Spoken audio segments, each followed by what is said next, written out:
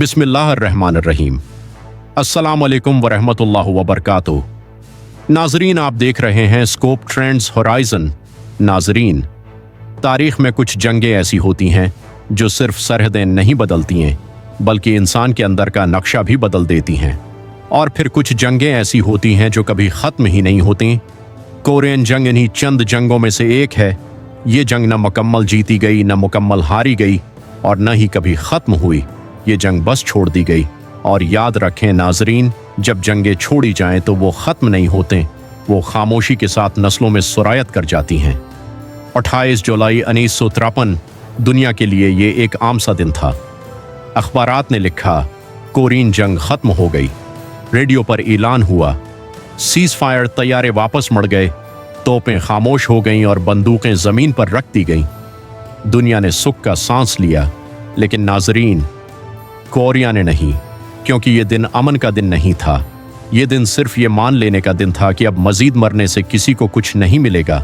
ये जंग बंदी थी, अमन मुआहिदा नहीं। और तारीख हमें सिखाती है, जंग बंदी हमेशा एक अधूरा जमला होती है। जमला जिसके आखिर में ख़त्म होने का निशान नहीं होता, सिर्फ वक्फा होता है। नाजरीन, 38वां परल को अक्सर एक लाइन कहा जाता है, लेकिन हकीकत में ये कोई लाइन नहीं। ये एक ज़ख्म है जो वक्त के साथ बढ़ता गया, भरता कभी नहीं।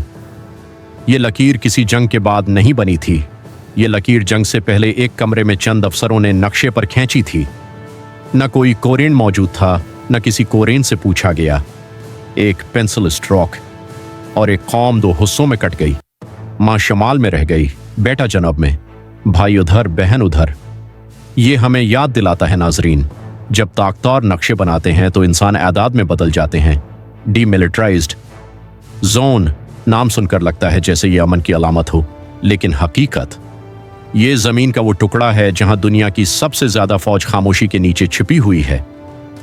यहाँ हर दरख्त मशकूक है, हर कदम खतरा, हर आवाज़ मुमकिना जंग। यहाँ परंदे भी एक हद से आगे नहीं जाते। ये खामोशी कुदरती नहीं, ये खामोशी खौफ से बनी हुई है। ये दुनिया की सबसे मुसल्लह खामोशी है।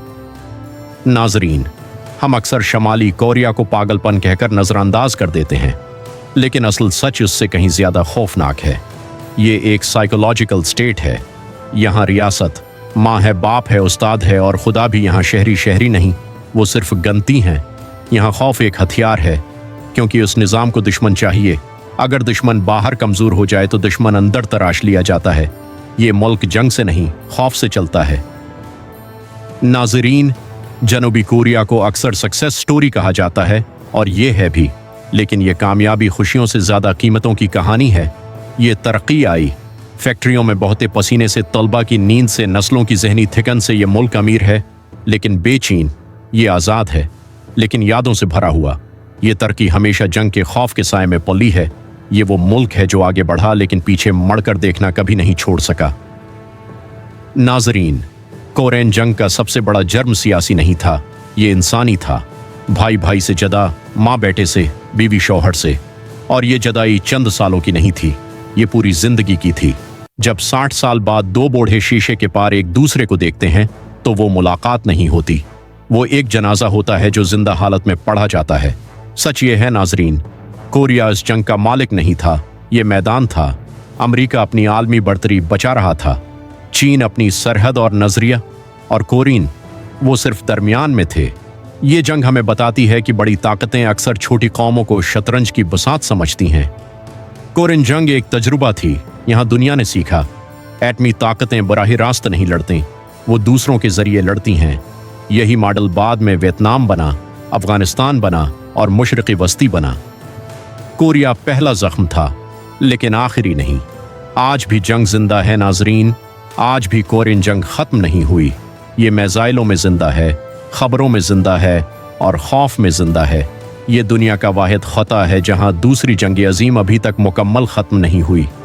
कोरियन जंग हमें ये नहीं सिखाती कि कौन सही था, ये हमें ये सिखाती है जब नज़रियात इंसानों से ज़्यादा कीमती हो जाएं तो दुनिया दो हिस्सों में नहीं बंटती, इंसान टूट जाते हैं। नाजरीन, ये थी आधी फतह आधी दुनिया। अगली किस्त में हम पूछेंगे, क्या ये लकीर कभी मिट सकती है या कुछ ज़ख्म नक्शों पर हमेशा रहते हैं? आप देख रहे थे स्कोप ट्रेंड्स होराइजन, जहां तारीख सिर्फ सबक नहीं इंतबा बनती है। और जाते जाते बस एक बात याद रखें, जंगें बंद की जा सकती हैं, उनके नताइज नहीं। अल्लाह हाफिज।